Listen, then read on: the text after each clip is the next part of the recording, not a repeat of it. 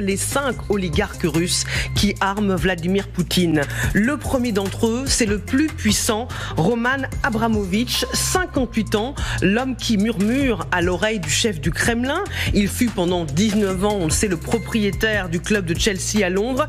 Il est l'un des actionnaires d'Evraz, l'un des 3 premiers groupes sidérurgiques russes, et sa fortune est estimée à 9 milliards de dollars. Le deuxième, c'est un magnat du pétrole, Vagit Alekperov, 74 ans, fondateur et ancien président de Lukoil, la plus grande compagnie privée de pétrole. C'est l'homme le plus riche de Russie, selon le magazine Forbes, et sa fortune est estimée à 28 milliards de dollars. Le troisième, c'est Andrei Melnichenko, 52 ans. Il a bâti son empire sur l'engrais et le charbon. C'est un très proche, évidemment, de Vladimir Poutine. Il pèse plus de 17 milliards de dollars et il est très fier de son soutien au président russe.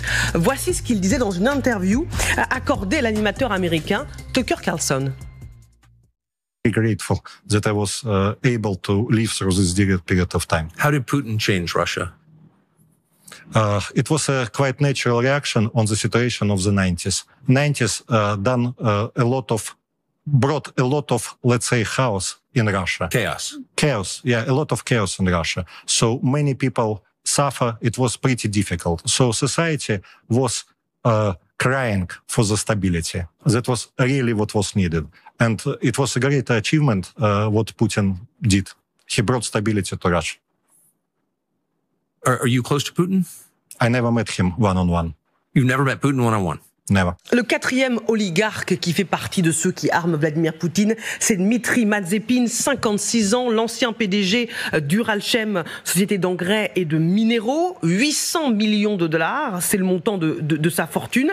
Et le cinquième, c'est Iskander Makhmudov, 61 ans, fondateur d'une entreprise de métallurgie avec une fortune estimée à 8 milliards de dollars. Ces 5 hommes ont mis leur usine au service de l'économie de guerre de Vladimir Poutine. Juste après l'offensive en Ukraine, leurs usines fournissent 75% des composants clés, qui sont nécessaires, voilà, pour fonder les bombes, construire les bombes et les obus. Ce sont eux qui tiennent Vladimir Poutine. Il y a énormément d'argent qui est injecté dans le complexe militaro-industriel. Tout l'Oural, toutes ces régions-là, il y a une économie du